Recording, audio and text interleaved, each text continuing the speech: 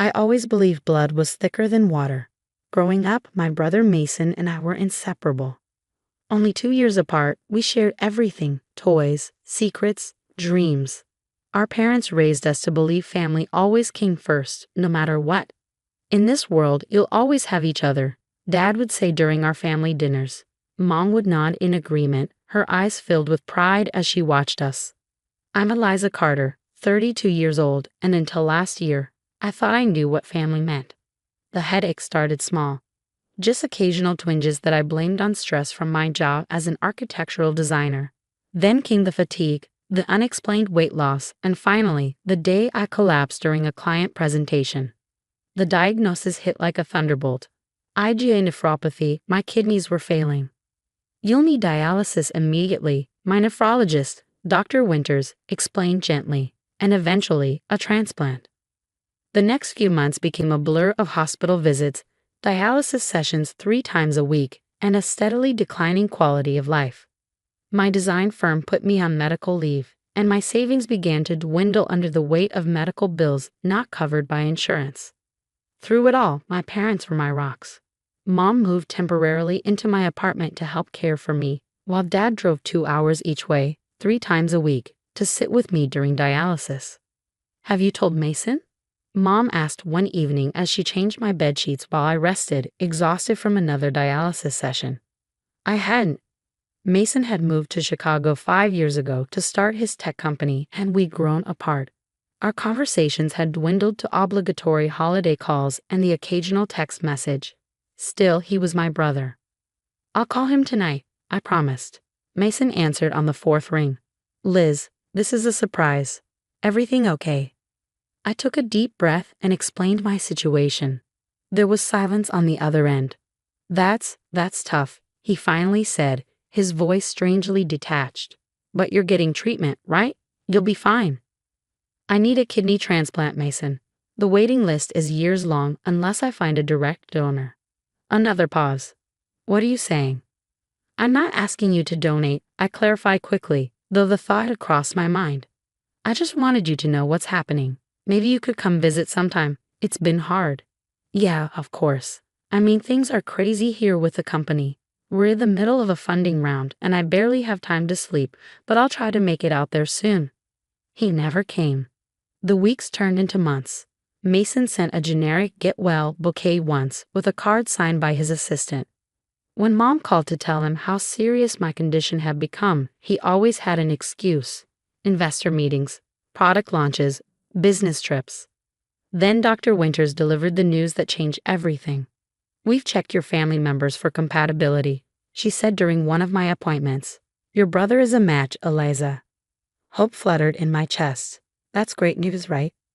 Dr. Winters nodded cautiously. "Yes, but we haven't been able to reach him directly to discuss donation. We've left several messages. That night, I called Mason myself. "The hospital's been trying to reach you," I said without preamble when he answered. "You're a match, Mason." "A match for what?"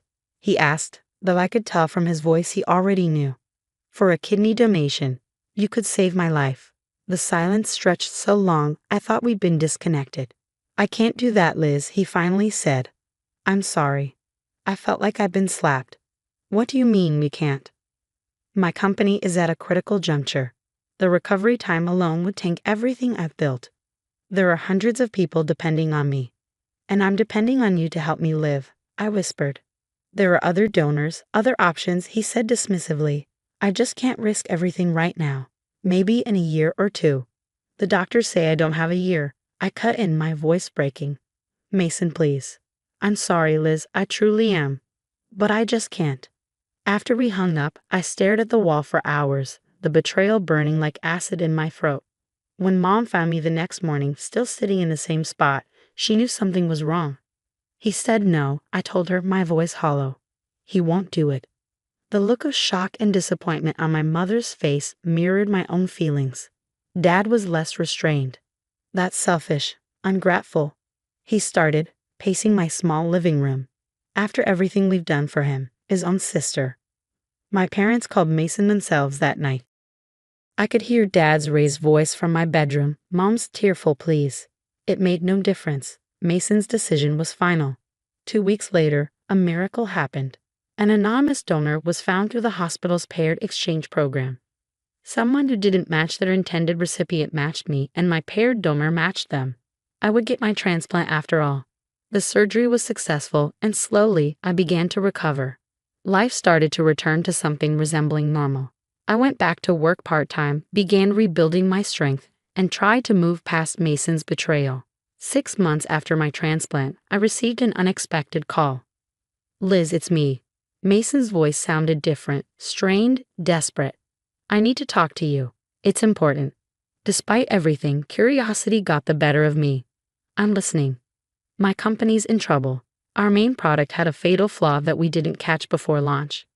There's a class action lawsuit, and investors are pulling out." He took a shaky breath. "I'm on the verge of losing everything." "I'm sorry to hear that," I said, surprised to find I actually meant it. Whatever he'd done, I didn't wish ruin upon him. "The thing is," he continued, his voice brightening slightly, "there's a way to save it. A new investor is willing to step in, but they want co-investors to show confidence in the company's future. I need to raise $250,000 to secure their backing." I nearly laughed. "And you're calling me for this?" "You're the only one I can turn to," he said, his voice taking on the sincere tone I remembered from our childhood, the one he used when trying to convince me to cover for him after breaking Mom's favorite bass. "Dad won't take my calls, and Mom just cries. But you've always understood me, Liz. You know I wouldn't ask if it wasn't absolutely critical." "How much are you asking for?" I was curious to hear the figure. $100,000. "I know it's a lot, but it would be an investment, not a gift.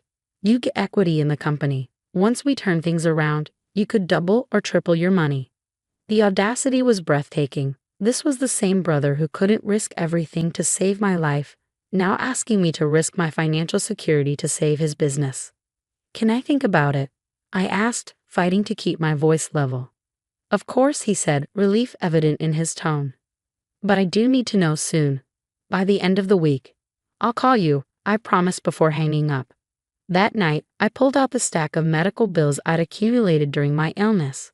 Insurance had covered much of it, but my out-of-pocket expenses still totaled over $30,000. Money I'd drained from my savings, took loans for, and was still paying off. I also found the journal I'd kept during my illness, the record of my fear, my pain, and yes, my anger at Mason's abandonment when I needed him most. By morning, I knew what I needed to do. We agreed to meet at a coffee shop near my apartment. It was the first time I'd seen Mason in nearly 3 years. He looked different, thinner, with dark circles under his eyes and a nervous energy that made him drum his fingers constantly on the table. "Thank you for meeting me," he said, attempting a smile. "It means a lot." I nodded but didn't return the smile. "So I've brought some materials about the company," he continued, pulling out a folder. "Financial projections, information about our products, the term sheet for the investment." "I've made my decision," I interrupted, placing my own folder on the table. Hope flickered across his face. "That's great. I knew I could count on you, Liz. You've always been the compassionate one." Without a word, I opened the folder and spread out the contents: medical bills, dialysis records, and a copy of the letter from the hospital confirming his match as a donor and his refusal.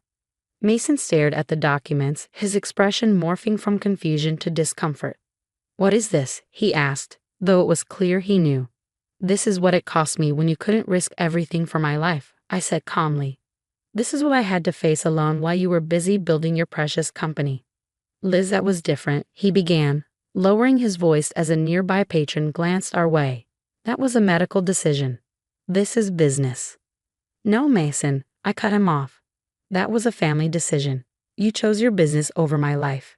And now you want me to choose your business over my financial security?" He had the grace to look ashamed, at least momentarily. "I know how it looks, but I'm desperate here. Everything I've worked for is about to collapse. And when I was desperate, when doctors told me I might die without a transplant, I kept my voice steady, though my hands trembled slightly under the table. Where was your desperation then?" "That's not fair," he protested weakly. "Fair?" I nearly laughed. Was it fair when I had to face my mortality alone while my brother was too busy for even a phone call? Was it fair when Mom had to quit her job to care for me because you wouldn't even visit? Mason's eyes darted around the coffee shop, clearly uncomfortable with the direction of our conversation. Look, I made a mistake, okay? I should have been there for you. But punishing me now won't change the past. This isn't punishment, I said, gathering the medical documents and returning them to the folder. This is consequence. You showed me exactly where I stand in your list of priorities. Now I'm showing you where you stand in mine. I stood up, slinging my bag over my shoulder. I won't be investing in your company, Mason, and honestly, I'm not sure I want to invest in our relationship either. His face darkened. So that's it. You're just going to walk away when I need you. The irony of his question wasn't lost on me. Funny how that feels, isn't it? As I turned to leave, he called after me. Dad was right about you, always so self-righteous, holding grudges. This is why I stayed away. I froze, turning back slowly. What did you just say? Mason seemed to realize his mistake immediately, his face flushing. Nothing. Forget it. No, I stepped back to the table, lowering my voice. What did Dad say about me? Mason sighed, running a hand through his hair. It was nothing, just something he said years ago when we were arguing about me moving to Chicago. He said you always had to be the perfect child, that you held everyone to impossible standards. The revelation stung, but I pushed past it. And that's why you couldn't spare a kidney for your dying sister. Because I'm self-righteous. It wasn't like that, he muttered. Then what was it like, Mason? Help me understand why my own brother left me to die. The raw honesty of my question seemed to penetrate his defenses. For a moment, the corporate facade dropped, and I saw a glimpse of the brother I'd grown up with. I was scared, he admitted quietly. The company was already having problems. But more than that, I was terrified of the surgery, of what might happen to me. He looked down at his hands. It was easier to hide behind work than admit I was a coward. His confession should have moved me, perhaps even led to reconciliation. Instead, it just confirmed what I already knew. When it mattered most, Mason would always choose himself. Goodbye, Mason, I said finally. I hope you find your investor. This time, he didn't try to stop me as I walked away. News of our confrontation spread quickly through the family. Mom called that evening, her voice heavy with disappointment, not in me, but in a situation. He's still your brother, she said softly. Despite everything. I know, I acknowledge. But knowing we're related by blood doesn't change the fact that when I needed him most, he wasn't there. People make mistakes, Eliza, sometimes terrible ones. This wasn't a mistake, Mom. It was a choice. Multiple choices made day after day for months. She sighed deeply. Your father and I are caught in the middle here. No, you're not, I corrected gently. You were there for me every step of the way. You've already chosen, and Mason knows it. The family splintered in the aftermath. Some relatives sided with Mason, arguing that donating an organ was a personal choice no one should be pressured into. Others stood firmly with me, outraged by his abandonment during my illness and his subsequent audacity in asking for money. Dad, surprisingly, tried to mediate. You're both my children, he told me during a tense dinner. I can't choose between you. You don't have to choose, I assured him. I'm not asking anyone to cut Mason off. I'm just choosing to protect myself from someone who's proven they won't be there when it matters. 3 months later, I received a small package in the mail. Inside was a check for $30,000 and a handwritten note from Mason. Liz, this doesn't begin to repay what I owe you, but it's a start. The company's gone. Bankruptcy was finalized last week. Turns out I couldn't save it even with the investor's help. I'm moving back home next month. Got a job at Davis Tech downtown. It's not what I dreamed of, but it's something. I know I don't deserve your forgiveness. I'm not even asking for it. But I am asking for a chance to show you that I've changed, that I can be the brother you deserved all along. If you're willing, I'd like to meet. Your terms, your place, your time.